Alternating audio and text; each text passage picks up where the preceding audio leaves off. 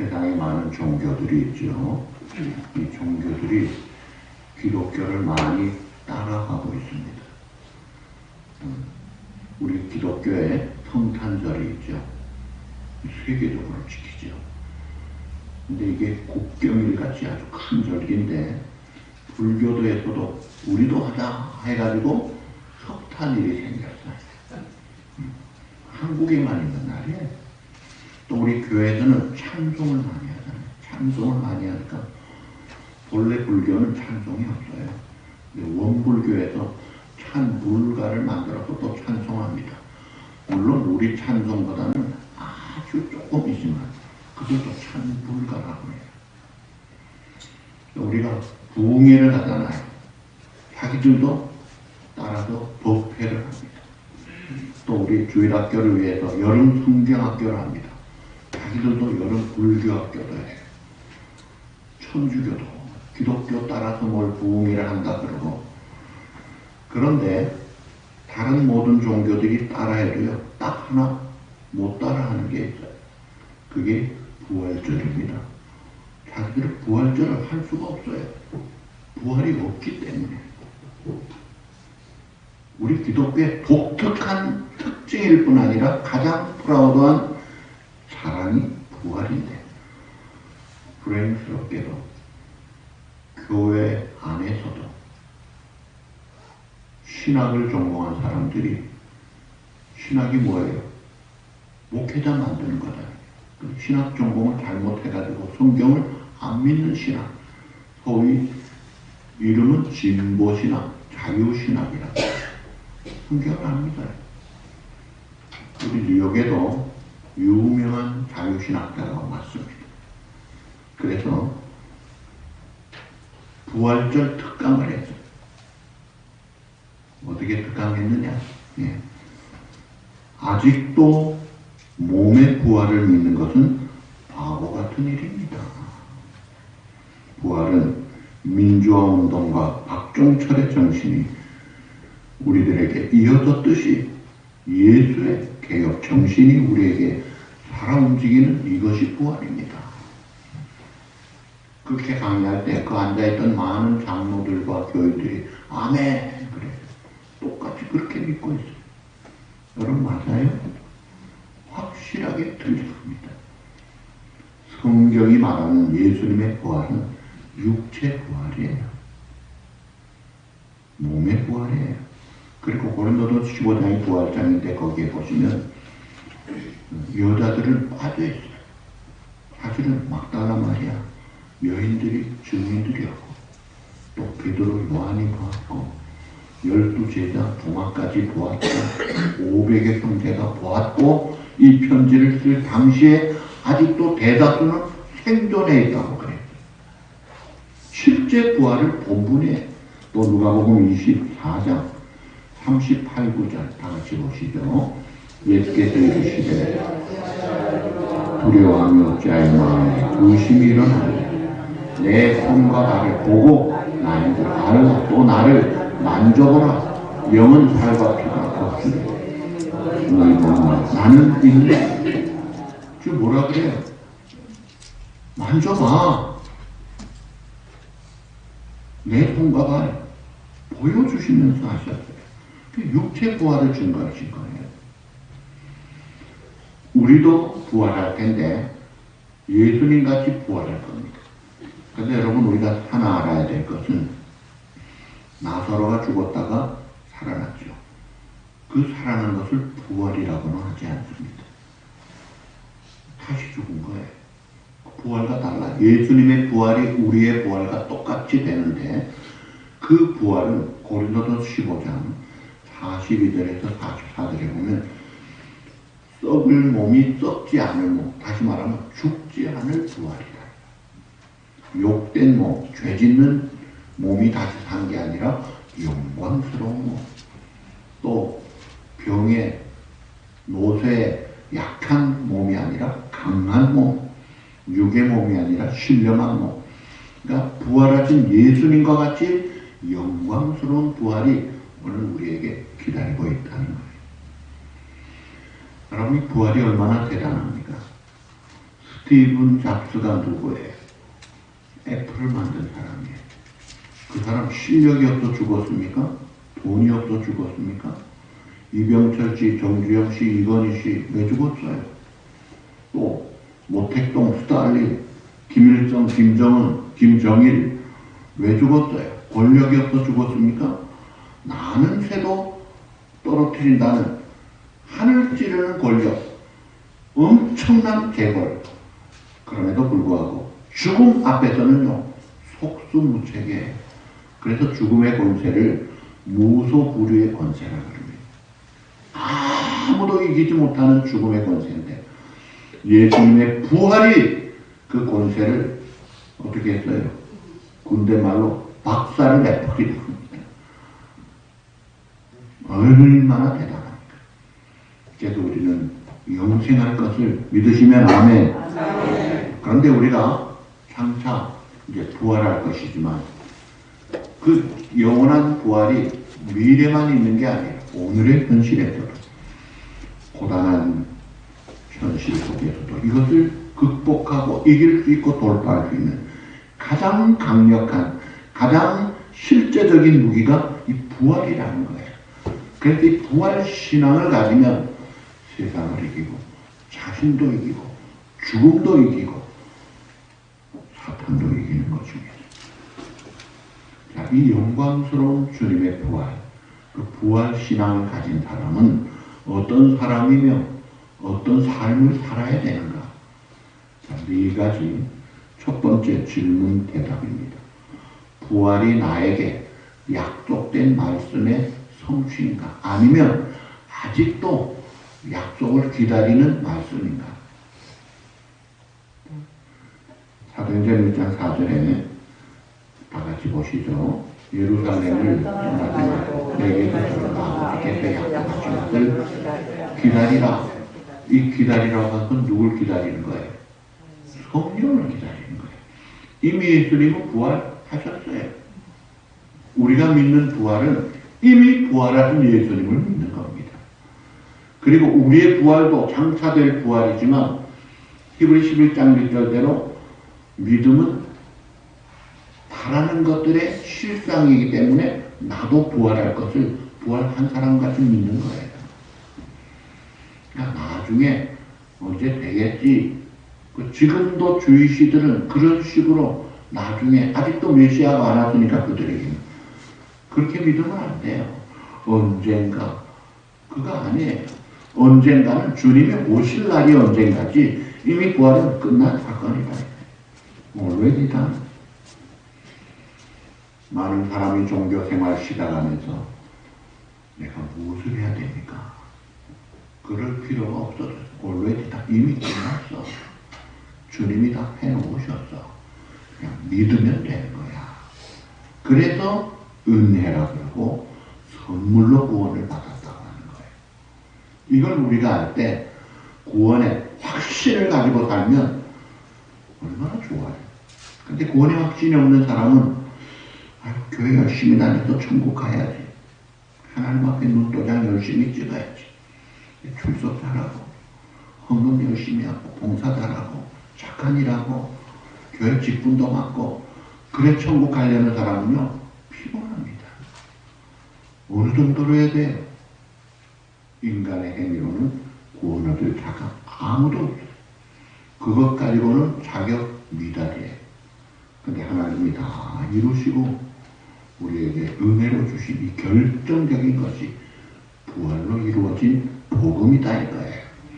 그래서 이 부활의 신앙은 이미 나에게 이루어진 약속으로 믿고 이런 확신 가운데 힘차게 밝게 생활해야. 그 다음에 두 번째, 나는 그 은혜를 받고 감사하고 감격하면서 주님께 섬기는 사명자인가? 아니면 아직도 내 욕심, 내 본성대로 직분자로 살아가는가? 사도행전 1장 20절 다 같이 그의 직분을 타인이 취하게 하고 그의 직분이 뭐 같아요? 가룟유다의 직분입니다. 가룟유다는 누구예요? 예수님의 12제자였어요. 구약의 대표가 12지파입니다. 대표예요. 신약의 대표가 12사도예요. 그 사도 안에 들어가 있던 사람이었어요. 그 직분, 우와, 대표단에 최고의 영광의 자리에 있었던 사람. 근데 그 직분으로 자기의 욕심을 채우는 일에 관심을 가지고 예수님을 팔아먹고도요, 만약 진심으로 회개했으면 다행인데 회개도 안 했어요. 뉘우치기만 하고 돌아오지 않고 자살로 끝나고 비참하게 그 인생은 끝났죠. 자, 오늘 우리 초대 교회가 예루살렘 교회였죠. 사랑의 공동체. 그러나 사랑만 있어가지고 안 돼. 사랑과 동시에 공의가 같이 있었어요. 대신 초대교회 사랑과 공의의 공동체. 가룟 유다가 사도 직분에 그대로 있을 수가 없었던 거예요. 그래서 정리했습니다. 빼라. 그리고 사실 이것은 시편에 이미 예고된 말씀이었어요. 빼고 그 다음에 누구를 뽑았죠? 마띠아를 뽑았습니다. 그것도 죄비 뽑아서 하나님이 택한 자를 하도록 해요. 그 자격은 평소에 예수님을 따라다니고 말씀을 듣고 십자가 부활의 현장에 그 믿음을 가진 사람들이에요. 그러니까 부활을 믿는 예수님과 함께 생활했던 많은 사람 중에 마띠아가 뽑혔고, 그는 그 뒤에 사도로서 여기 가파도기아, 유대, 이집트 등에서 많은 복음의 사역을 하다가 순교자로 하나님 앞에 부름받은 사람입니다. 직분자라는 게, 사도행전은요, 직분을 강조하지 않고 증인의 사명을 강조하고 있어요. 직분이 중요한 게 아니라 그 증인의 역할을 얼마나 잘하느냐, 이것이 중요한 거예요. 그래서 사도의 특징은, 사도의 자격은 예수님을 믿는, 그것도 십자가 부활의 유일한 구주되심을 믿는 자로, 증인이 될 수 있는 자로 사도라고 하는 거예요. 그래서 직분자가 가룟과 같이 잘못되면요, 하나님의 영광을 가리우고 복음을 망치고 막습니다. 그래서 직분자를 잘해야 돼요. 우리 성도들이 잘해야. 안 믿는 사람들은 성경을 모르잖아요. 안 보잖아요. 예수 믿을 기회도 없잖아요. 우리가 성경을 보여줘야 돼요. 뭐로요? 생활로 보여줘요. 그래서 겸손해야 돼요. 그래서 희생도 할 줄 알고, 섬길 줄 알고, 사랑할 줄 알고, 낮아질 줄 알고, 내어줄 줄 알고, 그 예수님의 삶을 보여주셔야 되는 거예요. 그런데 직분자라고 하면서 주일도 지키지 않고, 예배도 소홀히 여기고, 신앙생활 하는지 안 하는지 비슷하게 안 믿는 사람 비슷한데 아무런 영향이 없습니다. 그런 식으로 이 기독교가 시작했다면 지금 기독교가 있을 수도 없죠. 자, 은혜를 받고 알고 기뻐하고 감격하고, 그래서 자원하는 심령, 즐거움으로 주님을 섬길 줄 알아야. 그 다음에 세 번째, 나는 예수님의 증인인가? 안 그러면 구경꾼인가? 사도행전 1장 8절 다 같이, 오직 성령이 너에게 임하시면 너희가 권능을 받고 예루살렘과 온 유대와 사마리아와 땅끝까지 이르러 내 증인이 되리라 하시니라. 이 1장 8절이 사도행전의 핵심 말씀입니다. 복음이 예루살렘만이 아니라 온 유대, 사마리아, 땅끝까지, 그 땅끝 속에 한국까지 온 거예요. 지금도 땅끝을 향해 퍼져가 있습니다. 갈 곳은 다 갔어요. 제도적으로 못 가는 곳이 있죠. 공산권, 해결권. 그러나 그 속에서도 복음이 움직이고 있어요. 아프리카 중남부에 엄청난 부흥이 일어나고 있고, 전쟁하는 이란에서도 지금도 예배를 드리고 있고, 그렇게 세계 박대국가로 20년째 금메달을 따고 있는 이 악질 정권 북한도 지금도 복음이 증거되고 있습니다. 살아있는 복음이 살아서 운동력 있게 나가고 있어요. 그런데 이 다른 복음을 전하는 사람들이 있어요. 가장 대표적인 한국의 세 가지 다른 복음이 대화신학, 민중신학, 풍류신학입니다. 대화신학은 뭐냐면 모든 종교는 똑같이 구원받는다. 기독교만 구원 있다고 외람되게 고집하지 말아라. 전도자, 선교사들 다 소환하라. 그렇게 이야기합니다. 성경 안 믿어요. 민중신학, 민중이 해방되는 것, 이게 해방신학하고 남미의 똑같은 거예요. 사회 구조 개선이 구원이다. 노동자 편에 들어야. 또 풍류신학, 한이 많은 한국, 한풀이해야 된다. 그래서 그 교회에서는 구술합니다. 초원 구술에 하갈의 영화 나오라. 억울한 히틀러에게 죽은 영혼들아 나오라. 나중에는 억울하게 죽은 예수의 영화 나오라. 예수님도 억울하게 죽은 영혼을 부활을 안 믿으니까 이런 짓거리를 하고 있습니다. 그러니까 교회가 안 돼요. 미국에도요, 이 자유신학 제일 큰 교단이 PCUSA 교단이에요. 보수교단이 아니에요. 원래는 하나였다가 자유신학으로 가면서 교세는 엄청 큽니다. 그런데 몇 년 전에 모든 선교사들은 다 중지, 철수, 명령 내렸어요. 왜요? 교회가 안 돼. 헌금도 안 나와. 여러분 생명에 복음이 없으니까 헌금도 안 들어와요. 열기도 없어요. 그러니까 철수. 그게 자유신학의 한계. 제가 군대 처음 가서 처음 만난 목사님. 얼마나 군대 처음 가서 이제 교회 가니까 얼마나 감동이에요. 근데 자유신학하는 분 만났어요. 첫 마디가 예수의 어머니 마리아는 음녀였습니다. 음탕한 여자였대요. 그래서 제가 손들고 목사님, 우리가 사도신경에 동정녀 마리아가 났다고 우리는 고백하지 않습니까? 그랬더니 너 신회장 해라. 그 사람은요 욕기밖에 설교 안 했어요. 그리고 수요일 예배 없애고 주일 저녁 예배 훈련생들 못 오게 하고 아주 교회 폐쇄하는 게 앞장서고 군종 사병, 모상병하고는 전혀 관계도 없고 제일 친한 사람이 테니스 사병이었어요. 테니스만 치는 거예요. 자유신학의 전형적인 목사님.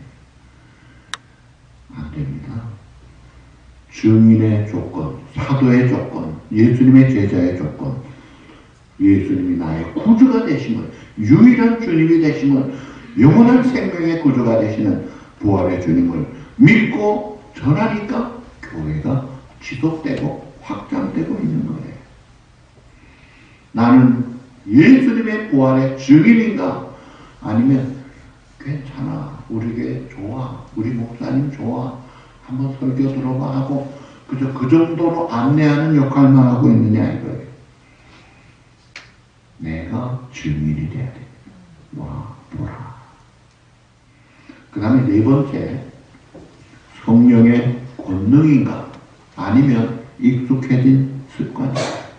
사도행전 2장 2, 3절 다 같이 보시죠. 호련히 하늘로부터 급하고 강한 바람 같은 소리가 그들이 앉은 온 집에 가득하여 마치 고래처럼 갈라지는 것들이 그들에게 보여 각 사람 위에 있다. 자, 이게 이제 오순절 성령이 처음으로 강림하셨어요. 그때 오신 성령님이 계속 주도하고 계시는 지금 이 시대는 그 오신 성령님이 주도하시는 성령 시대를 살고 있어요. 그러니까 이 강림하시기 전에 예수님의 제자들이 예수님의 부활을 믿었어요. 믿은 증인들이었지만 확신도 없고 담대함도 없었어요. 맹송맹송했어요. 그레이트 커미션, 지상명령의 대표 마태복음 28장 18절에서 20절. 그 명령을 너희는 가서 모든 민족을 제자를 만들고 아버지와 아들과 성령의 이름으로 세례를 베풀고 내가 너에게 분부한 모든 것을 가르쳐 지키게 하라. 이 지상명령을 맡겨주실 때도 그 앞에 구절에 보면 아직도 의심하는 자가 있더라 하는 제자들에게 주셔. 그러니까 성령으로 거듭나고 충만하지 않으면 믿어도 맥이 없더라 이거예요. 영향력이 없더라 이거예요. 근데 성령의 충만함으로 거듭나고 무장이 되니까 본물같이 터지는 거예요. 두렵고 떨리던 다락방에서 박차고 나가지. 예수는 그리스도다. 스데반 집사가 신약시대 처음 순교자였죠.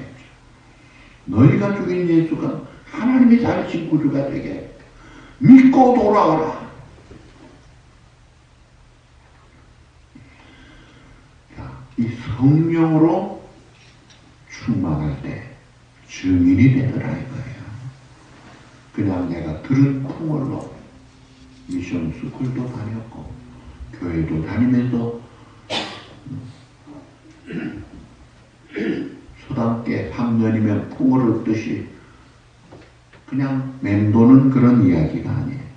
성령의 능력을 받으니까 달라지고 변화되고 담대하게 확증을 가지고 나가죠.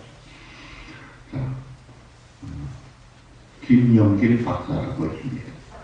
이분이 서울공대에서 금속공학으로 박사를 마치고 미국에서 박사학위 받을 때는 재료공학 박사를 받았습니다.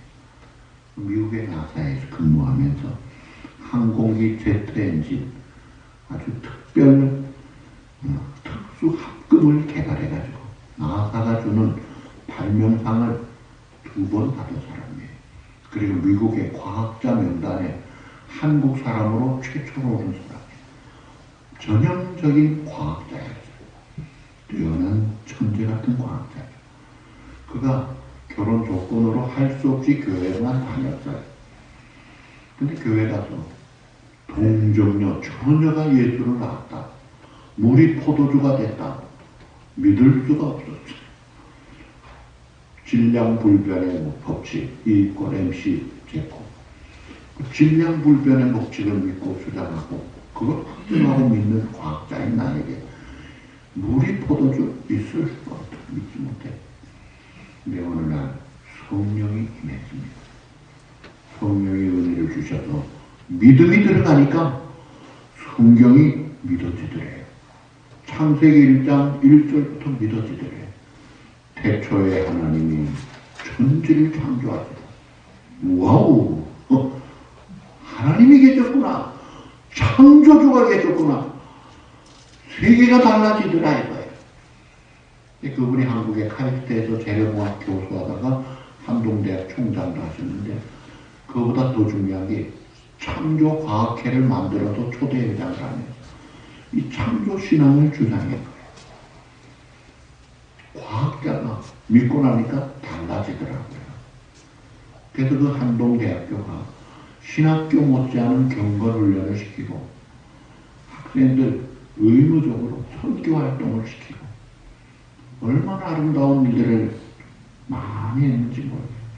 그냥 부활신앙을 가지고 성령의 능력을 받으니까 사람이 달라지고 삶이 달라지더라고요.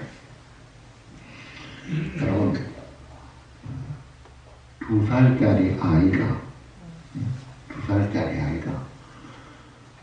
10만 불짜리 수표의 가치를 알까요? 모를까요? 전혀 모릅니다. 1불, 5불 차이도 알까요? 모를까요? 전혀 모릅니다.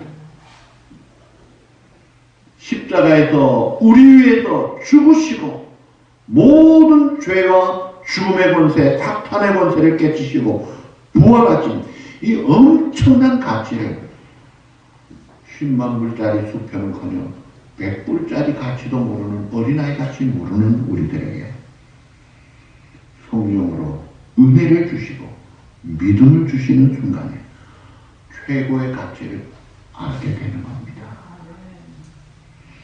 여러분, 예수님의 부활을 제일 처음 목격한 사람이 누구예요?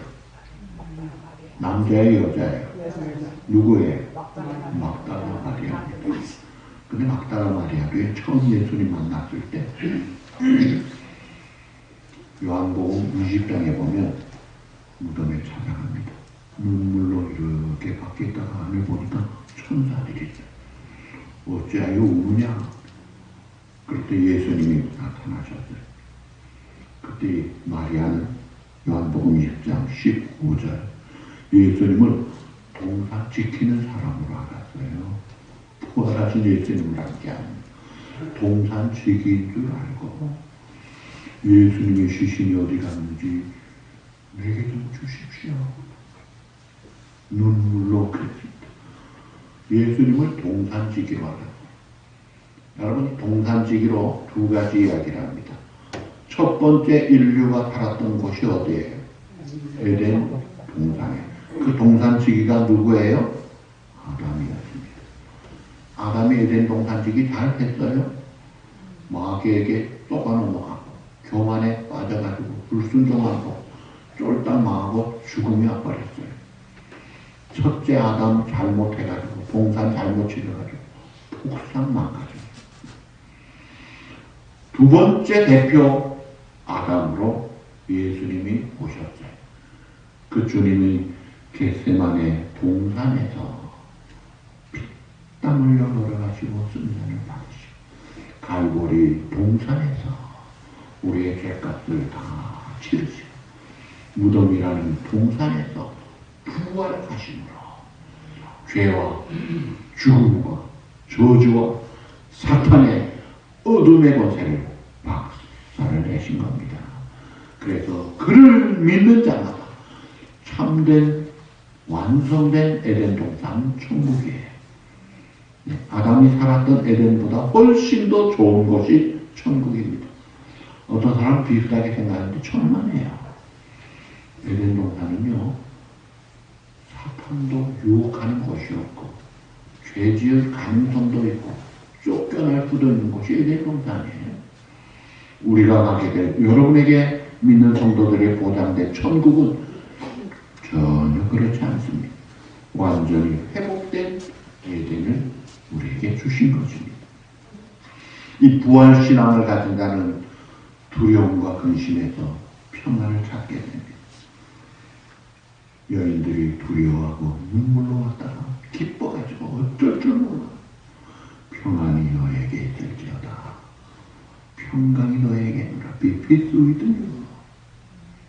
엠마오로 가는 둘째자가 부활의 주님 만나 부활 신앙을 가지고 평안을 얻고 확신을 갖고 기뻐하며 즐거워합니다.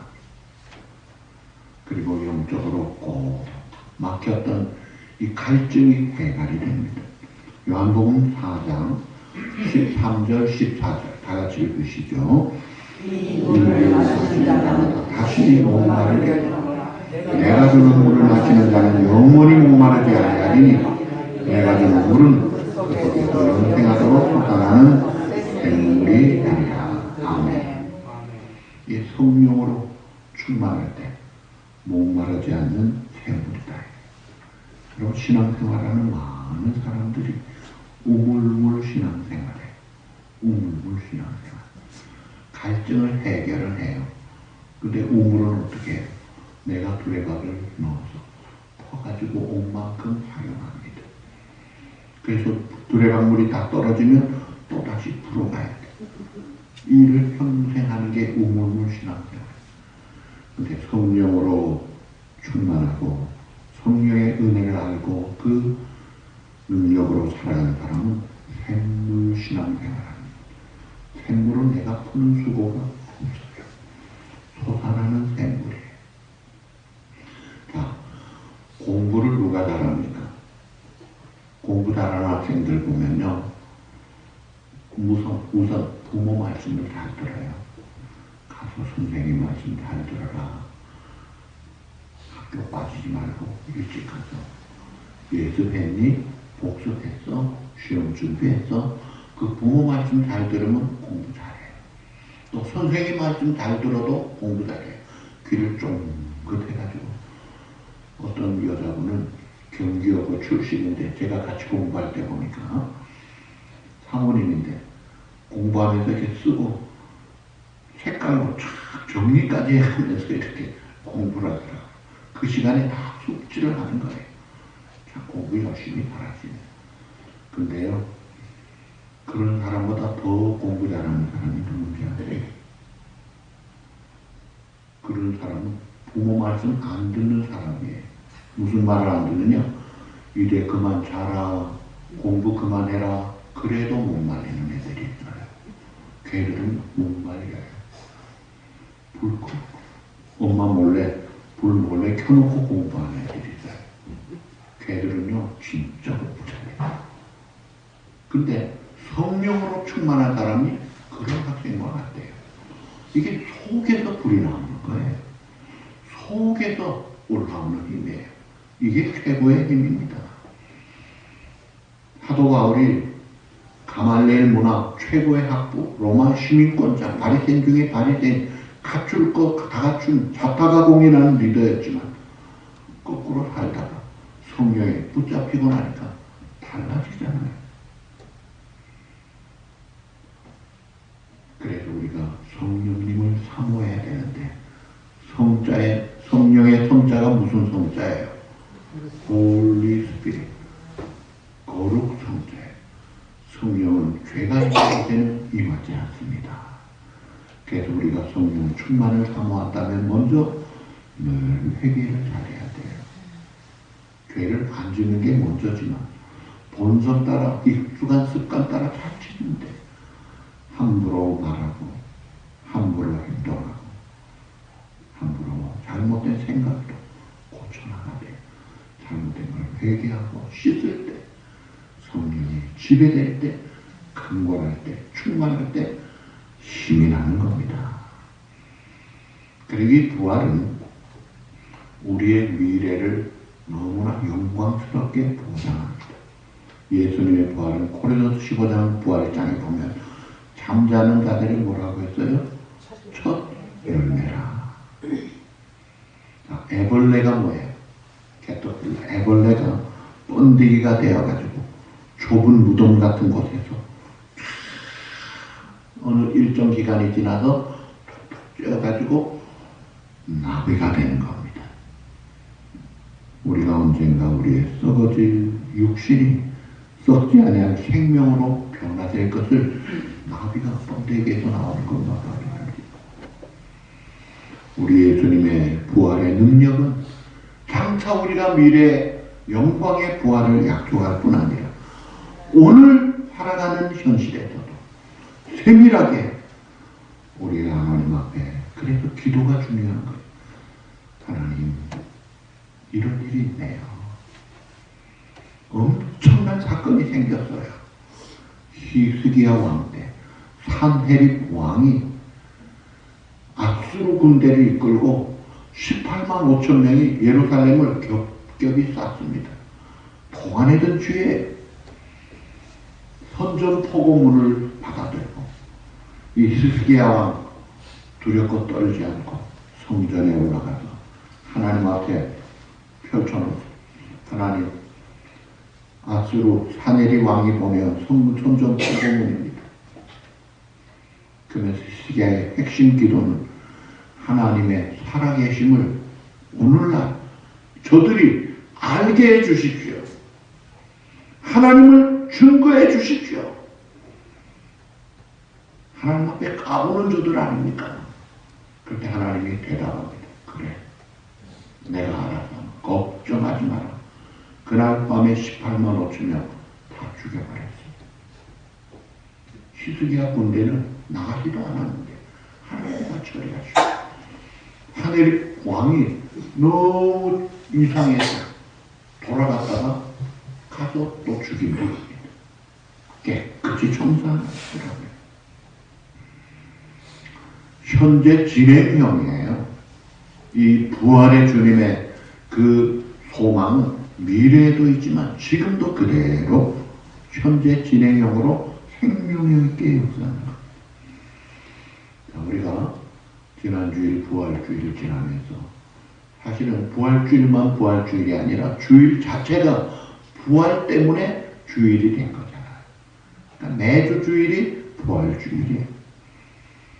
오늘 우리가 약속된 말씀을 믿고 내 본성대로 습관대로 들은 풍월대로가 아니라 은혜를 알고 깨닫고 감사하고 성령의 능력을 힘입고 주님을 기쁨으로 보여주고 증거하는, 그래서 오늘 8절 말씀대로 오직 성령이 너에게 임하시면 너희가 권능을 받고 예루살렘과 온 유대와 사마리아 땅끝까지 이르러 내 증인이 되리라는 것을 확증하고 살아가는 부활의 증인들로 하나님의 뜻을 이루고 하나님께 영광 돌리는 올해 우리의 목표대로 빛의 자녀들이 되시기를 주님의 이름으로 축복합니다.